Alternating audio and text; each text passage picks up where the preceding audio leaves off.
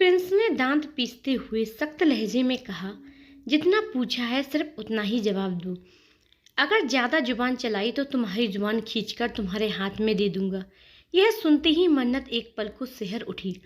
वो डरते डरते फिर भी हिम्मत जुटाकर बोली, मुझे नहीं लगता कि आप यहाँ मेरी खैरियत पूछने आए हैं। 3 महीने तक आपने मेरी कोई खबर नहीं ली, तो अब अचानक ऐसा कौन सा कारण आ गया? आप जरूर कुछ और मकसद से आए हैं।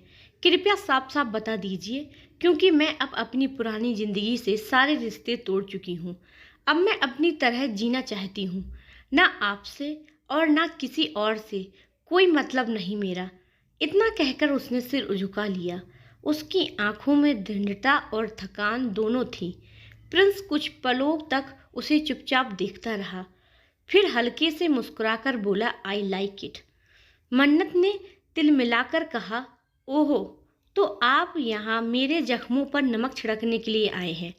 मैं जानती हूँ आपको दूसरों की तकलीफों से मज़ा आता है। आपको बस मुझे यूं टूटा हुआ देखना पसंद है। प्रिंस ने बिना किसी बदलाव के स्वर में कहा, क्या तुम्हें नहीं लगता कि तुम इन 3 महीनों में तुम्हारी जुबान बहुत चलने लगी है? शायद मेरा डर ही खत्म हो गया है तुमसे। अकेले रहने की वजह से बहादुर बनने लगी हो, है ना लिटिल जेनी? ये सुनकर मन्नत एक पल के लिए बिल्कुल शांत हो गई, बस उसे घूरती रह गई।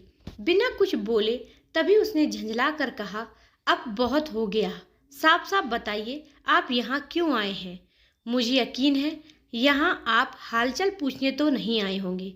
प्रिंस ने उसे सीधा घूरते हुए कहा, तो अब तुम स्मार्ट भी हो गई हो। Not bad. मन्नत ने मुंह बनाते हुए कहा, एक्सक्यूज मी, मैं पहले से स्मार्ट हूँ, बचपन से ही थी। प्रिंस उसकी बात पर मुस्कुराते हुए बोला, काश मैं बचपन से तुम्हारे साथ होता तो शायद तुम स्मार्ट नहीं। वह अचानक बीच में ही रुक गया। मन्नत के चेहरे के भाव बदल गए। वह गुस्से से बोली, प्रिंस प्लीज मुझे परेशान मत कीजिए। साफ साफ बता दीजिए कि आप यहाँ क्यों आए हैं। और एक बात समझ नहीं आ रही, आपको कैसे पता चला कि मैं इस कॉफ़ी शॉप में काम करती हूँ? आदि को तो आज तक नहीं पता चला कि मैं यहाँ रह रही हूँ, तो फिर आपको कैसे खबर मिली? उसके मुंह से आदि का नाम सुनते ही प्रिंस के चेहरे पर फिर से वही अंधेरा उतर आया। वह गुस्से में अपनी जगह से उठ खड़ा हुआ। उसे खड़े होते हुए देख मन्नत डर गई। वह पीछे हटती हुई बोली, प्रिंस मेरे पास मत आइएगा। अगर आपने मुझे हाथ लगाया तो मैं आपको जेल भिजवा दूंगी। दिल्ली पुलिस बहुत तेज है और वो मेरी बात समझने में जरा भी देर नहीं लगाएगी।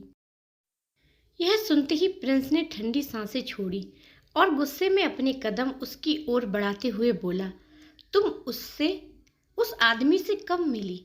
मन्नत कुछ समझ नहीं पाई। उसने भौहें सिकुड़ते हुए कहा, एक्सक्यूज मी, मैं समझी नहीं, आपके कहने का क्या मतलब है? प्रिंस अब और भी करीब आ चुका था। उसकी आंखों में गुस्सा साफ झलक रहा था। मतलब यही, तुम उससे कब मिली और तुम दोनों के बीच इन 3 महीनों में क्या क्या हुआ? मन्नत की सांसें जैसे रुक गईं। उसे बिल्कुल समझ नहीं आया कि प्रिंस किस लहजे में बात कर रहा है। वह घबराकर बोली, आप आदि की बात कर रहे हैं? प्रिंस की आंखों की चमक और भी गहरी हो गई। मन्नत ने डरते डरते जवाब दिया, हाँ, अगर आप आदि की बात कर रहे हैं तो हाँ, मैं उनसे कल ही मिली थी। वो जबरदस्ती मुझे अपने साथ ले गया था। इनफैक्ट मैं कल रात उसी के घर पर रुकी थी, लेकिन मेरा बिल्कुल भी मन नहीं था वहाँ रुकने का। मैं तो बस जल्द से जल्द अपने अपार्टमेंट लौटना चाहती थी। उसकी आंखों में अब भी डर और सफाई थी। मैंने तो मुंबई वालों से सारे रिश्ते नाते पहले ही तोड़ दिए थे।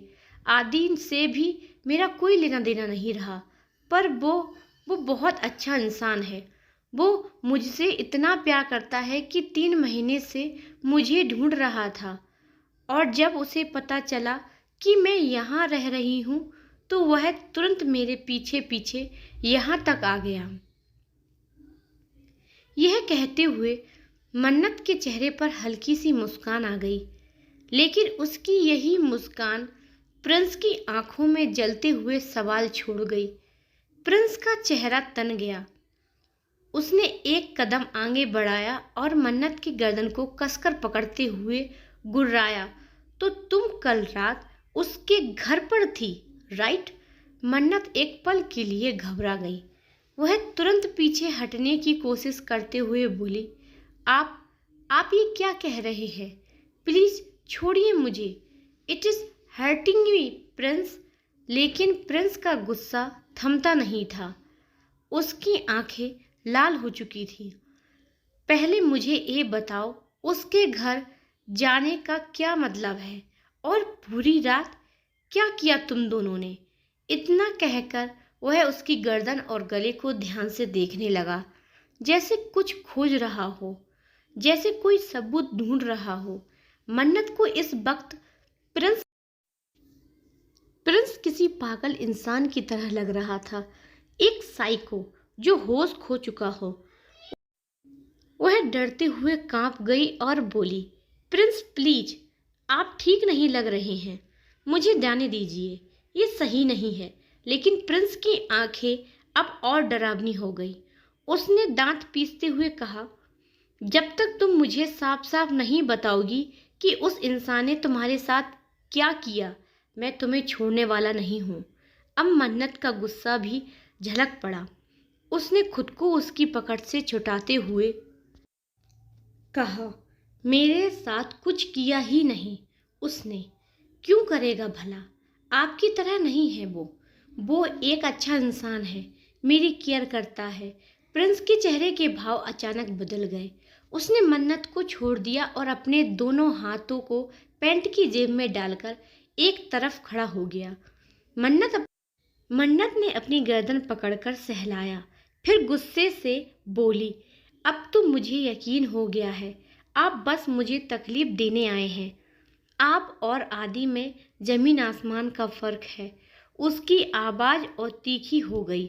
वो बेचारा 3 महीने से मुझे ढूंढ रहा था और जब पता चला कि मैं यहाँ हूँ तो यहाँ तक चला आया, मेरे लिए परेशान रहा। और आप तो बस मेरी ज़िंदगी में हमेशा विलेन बनकर आए हैं, हर बार मुझे तोड़ने, दबाने और तकलीफ देने के लिए। ये सब कुछ सुनकर प्रिंस के चेहरे पर कोई पश्चाताप नहीं आया। उसने बस हल्की सी मुस्कान के साथ कहा, you are right, I am the villain in your life.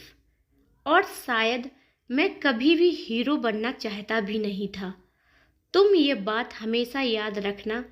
मन्नत ने नफरत से उसकी तरफ देखा और ठंडे स्वर में बोली, हाँ, मैं ये बात कभी नहीं भूलूंगी, क्योंकि आपकी वजह से ही मैं उस फैमिली से अलग हो गई जो कभी मेरी अपनी थी। और इस बात के लिए मैं आपको कभी माफ़ नहीं करूंगी प्रिंस।